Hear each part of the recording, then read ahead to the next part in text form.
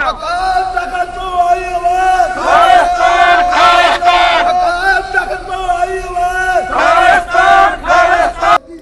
farmers, no food, no farmers, no food. Sadda haq.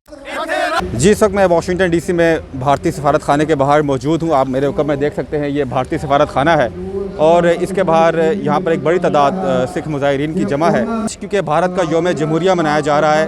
لیکن یہ سکھ برادری جو ہے اس یوم جمہوریہ کو یوم سیاہ کے طور پر منا رہی ہے.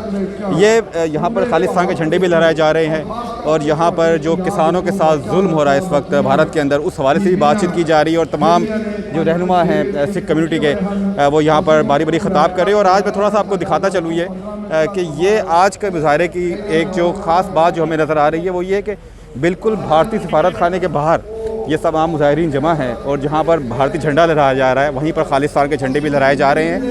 اور جو سکھ فارمرز ہیں اس وقت انڈیا کے اندر جن پر ظلم ہو رہا ہے ایک عرصے سے وہاں پر وہ دھرنا دیے ہوئے ہیں اس پر بات ہو رہی ہے. خالصتان کی جو فریڈم موومنٹ چل رہی ہے ان پر بات ہو رہی ہے. بھارت کے یوم جمہوریہ کے موقع پر ان سکھ بھائیوں نے جو ہے بھارتی سفارت خانے کا گھیراؤ کیا ہوا ہے. بہت ہی زبردست قسم کا مظاہرہ چل رہا ہے. آئیے کچھ لوگوں سے بات کرتے ہیں اور پوچھتے ہیں کہ ان کے کیا مطالبات ہیں.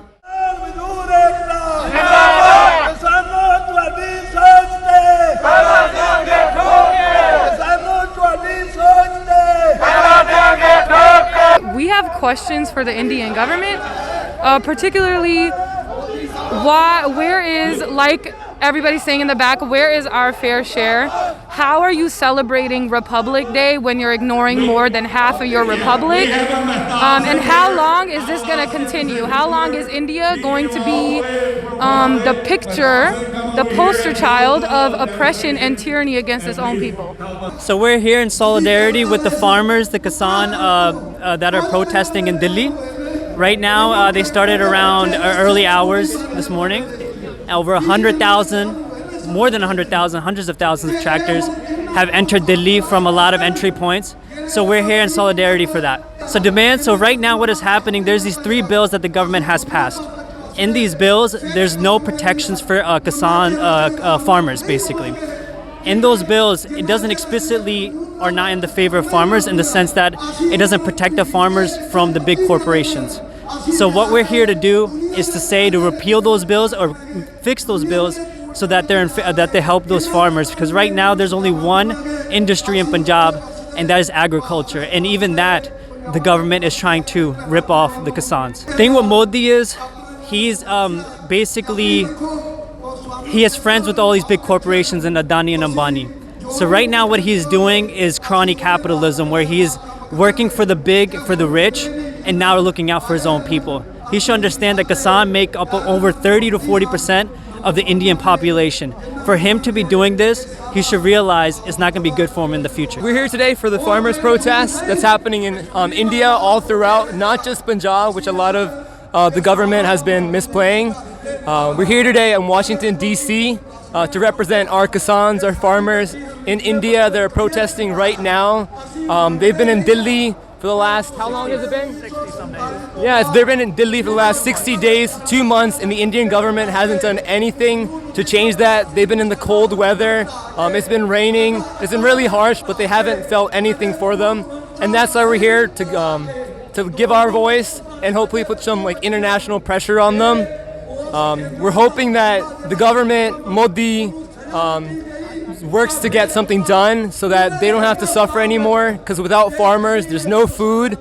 Kisan Ekta! Zindabad! Kisan Ekta! Zindabad! Kisan Mazdoor Ekta! Zindabad! Kisanno tuhadi soch te kala denge thok ke! Kisanno tuhadi soch te kala denge thok ke!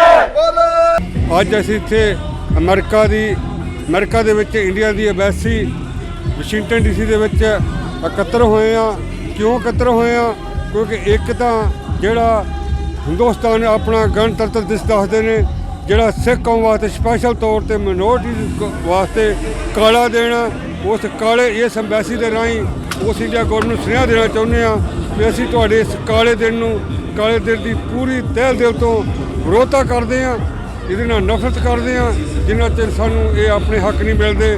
ਅਤੇ ਖਾਸ ਤੌਰ 'ਤੇ ਅੱਜ ਜਿਹੜਾ ਭਾਰਤ ਦੇ ਅੰਦਰ ਇਸ ਵਿਪਰਵਾਦ ਦੀ ਮੈਜੋਰਟੀ ਵਾਲੀ ਸਰਕਾਰ ਨੇ, RSS ਸਰਕਾਰ ਨੇ, ਜਿਹੜੇ ਨੇ ਕਿਸਾਨਾਂ ਦੇ ਉਲਟ ਕਾਨੂੰਨ ਬਣਾ ਕੇ ਕਿਸਾਨਾਂ ਨੂੰ ਜ਼ਮੀਨ ਖੋਹਣ ਦੇ ਜਿਹੜੇ ਉਪਰਾਲੇ ਕੀਤੇ ਨੇ, ਉਹਦੀ ਵਿਰੋਧਤਾ ਦੇ ਵਿੱਚ ਪੂਰੇ ਭਾਰਤ ਦਾ ਕਿਸਾਨ ਦਿੱਲੀ ਵਿੱਚ ਬਹਿ ਕੇ ਆਪਣੇ ਕਾਲੇ ਕਾਨੂੰਨ ਨੂੰ ਵਾਪਸ ਕਰਾ ਰਿਹਾ। ਉਹਦੀ ਸਪੋਰਟ 'ਚ ਅਸੀਂ ਇੱਥੇ ਇਕੱਤਰ ਹੋਏ ਹਾਂ ਅਤੇ ਇਸ ਅੰਬੈਸੀ ਦੇ ਰਾਹੀਂ ਅਸੀਂ ਉਸ ਮੋਦੀ ਸਰਕਾਰ ਨੂੰ ਸੁਨੇਹਾ ਦੇਣਾ ਚਾਹੁੰਦੇ ਹਾਂ ਕਿ ਕਿਸੇ ਵੀ ਕੀਮਤ ਦੇ ਉੱਤੇ ਜਿਹੜੇ ਕਾਲੇ ਕਾਨੂੰਨ ਲਾਗੂ ਨਹੀਂ ਹੋਣਗੇ ਅਤੇ ਇਹਨਾਂ ਕਾਲੇ ਕਾਨੂੰਨਾਂ ਨੂੰ ਹਰ ਹਾਲਤ ਵਿੱਚ ਵਾਪਸ ਕਰਨਾ ਪਏਗਾ।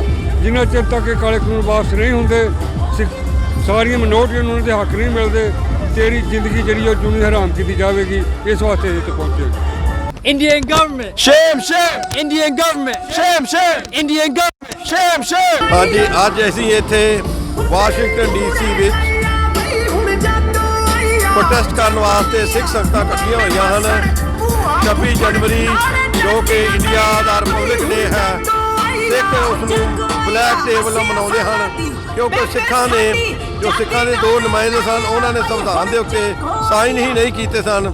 ਇਸ ਕਰਕੇ ਅਸੀਂ ਇਸ ਸੰਵਿਧਾਨ ਨੂੰ ਨਹੀਂ ਮੰਨਦੇ। ਇਹ ਸਾਡੇ ਵਾਸਤੇ ਕਾਲਾ ਦਿਨ ਹੈ।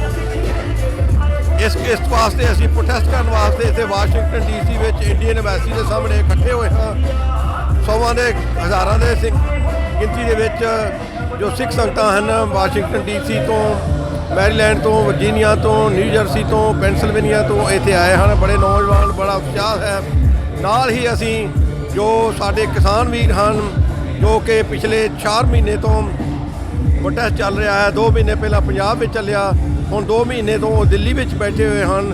ਉਹ ਜੋ ਹਿੰਦੁਸਤਾਨ ਦੀ ਮੋਦੀ ਦੀ ਜੋ ਜ਼ਾਲਮ ਸਰਕਾਰ ਹੈ, RSS ਦੇ ਪਿੱਠੂ ਹਨ, ਜੋ ਕਿ ਕਾਰਪੋਰੇਟ ਘਰਾਣੇ ਦੇ ਪਿੱਠੂ ਹਨ। ਉਹਨਾਂ ਨੇ ਜੋ 3 ਕਾਲੇ ਕਾਨੂੰਨ ਕਿਸਾਨਾਂ ਵਾਸਤੇ ਬਣਾਏ ਹਨ, ਜੋ ਉਹ ਕਹਿੰਦੇ ਹਨ ਕਿ ਕਿਸਾਨਾਂ ਦੇ ਹੱਕ ਵਿੱਚ ਹਨ, ਲੇਕਿਨ ਅਸਲ ਦੇ ਵਿੱਚ ਉਹ ਕਿਸਾਨਾਂ ਦੀ ਜ਼ਮੀਨ ਹੜੱਪਣਾ ਚਾਹੁੰਦੇ ਹਨ। ਉਹ ਕਿਸਾਨਾਂ ਨੂੰ ਘਸਿਆਰੇ ਬਣਾਉਣਾ ਚਾਹੁੰਦੇ ਹਨ, ਉਹ ਕਿਸਾਨਾਂ ਨੂੰ ਮਜ਼ਦੂਰ ਬਣਾਉਣਾ ਚਾਹੁੰਦੇ ਹਨ। ਸੋ ਉਹਨਾਂ ਕਾਲੇ ਕਾਨੂੰਨਾਂ ਦੇ ਅਗੇਂਸਟ, ਉਹਨਾਂ ਕਾਲੇ ਕਾਨੂੰਨਾਂ ਦੇ ਵਿਰੁੱਧ ਅਸੀਂ ਇੱਥੇ ਇਕੱਠੇ ਹੋਏ ਹਾਂ ਅਤੇ ਆਪਣੇ ਕਿਸਾਨ ਭਰਾਵਾਂ ਨੂੰ ਸਹਿਯੋਗ ਦੇਣ ਵਾਸਤੇ, ਕਿਸਾਨ ਭਰਾਵਾਂ ਦੇ ਨਾਲ ਮੋਢਾ ਲਾ ਕੇ ਕਿਸਾਨ ਭਰਾਵਾਂ ਦੀ ਸੋਲੀਡੈਰਿਟੀ ਵਾਸਤੇ ਅੱਜ ਇਹ ਜੋ ਇਕੱਠ ਹੋਇਆ ਹੈ, ਜਿਸ ਵਿੱਚ ਬੜੇ ਜ਼ੋਰ ਨਾਲ ਆਵਾਜ਼ ਉਠਾਈ ਗਈ ਹੈ ਅਤੇ ਅਸੀਂ ਇਹ ਮੋਦੀ ਸਰਕਾਰ ਨੂੰ ਚੇਤਾਵਨੀ ਦਿੰਦੇ ਹਨ ਕਿ ਇਹ 3 ਕਾਨੂੰਨ ਵਾਪਸ ਕੀਤੇ ਜਾਣ ਅਤੇ ਸਾਡੇ ਭੈਣ ਭਰਾ ਜੋ ਪਿਛਲੇ 2 ਮਹੀਨੇ ਤੋਂ ਸਰਦੀਆਂ ਦੇ ਵਿੱਚ, ਠੰਡ ਦੇ ਵਿੱਚ, ਮੀਂਹ ਦੇ ਵਿੱਚ ਉੱਥੇ ਦਿੱਲੀ ਬੈਠੇ ਹਨ, ਉਹ ਖੁਸ਼ੀ ਆਪਣੇ ਘਰਾਂ ਨੂੰ ਜਾਣ। ਇਹ 3 ਕਾਲੇ ਕਾਨੂੰਨ ਵਾਪਸ ਕੀਤੇ ਜਾਣ ਅਤੇ ਨਾਲ ਹੀ ਜੋ ਅੱਜ ਦੇਖ ਤੇਗ ਫਤਿਹ ਰੈਲੀ ਹੈ, ਸਿੱਖ ਫੋਰ ਜਸਟਿਸ ਵੱਲੋਂ ਦੇਖ ਤੇਗ ਫਤਿਹ ਰੈਲੀ ਦੀ ਆਵਾਜ਼ ਦਿੱਤੀ ਗਈ ਹੈ। ਉਸ ਦਾ ਮਤਲਬ ਇਹ ਹੈ ਕਿ ਸਿੱਖ ਜੋ ਹੈ ਉਹ ਆਪਣਾ ਦੇਸ਼ ਖਾਲਿਸਤਾਨ, ਆਪਣਾ ਆਜ਼ਾਦ ਦੇਸ਼ ਜੋ ਕਿ ਤੁਸਾਂ ਨੇ ਹੜੱਪਿਆ ਹੋਇਆ ਹੈ, ਉਹ ਆਪਣਾ ਦੇਸ਼ ਵਾਪਸ ਲੈਣਾ ਚਾਹੁੰਦੇ ਹਨ। ਅਸੀਂ ਕਹਿੰਦੇ ਹਾਂ ਕਿ ਸਾਡਾ ਖਾਲਿਸਤਾਨ ਜੋ ਹੈ, ਸਾਡਾ ਆਜ਼ਾਦ ਦੇਸ਼ ਸਿੱਖਾਂ ਨੂੰ ਵਾਪਸ ਕੀਤਾ ਜਾਵੇ। ਅਸੀਂ ਇਹ ਆਪਣਾ ਦੇਸ਼ ਲੈ ਕੇ ਹੀ ਰਵਾਂਗੇ। ਵਾਹਿਗੁਰੂ ਜੀ ਕਾ ਖਾਲਸਾ, ਵਾਹਿਗੁਰੂ ਜੀ ਕੀ ਫਤਿਹ। ਨਾ ਠੰਡ ਲੱਗਦੀ ਨਾ ਪਾਲਾ ਲੱਗਦਾ, ਨਾ ਸਾਲਾ ਲੱਗਦਾ, ਨਾ ਠੰਡ ਲੱਗਦੀ ਨਾ ਪਾਲਾ ਲੱਗਦਾ, ਮੋਦੀ ਸਾਡਾ ਸਾਲਾ ਲੱਗਦਾ, ਮੋਦੀ ਸਾਲਾ ਟੈਂਪੂ।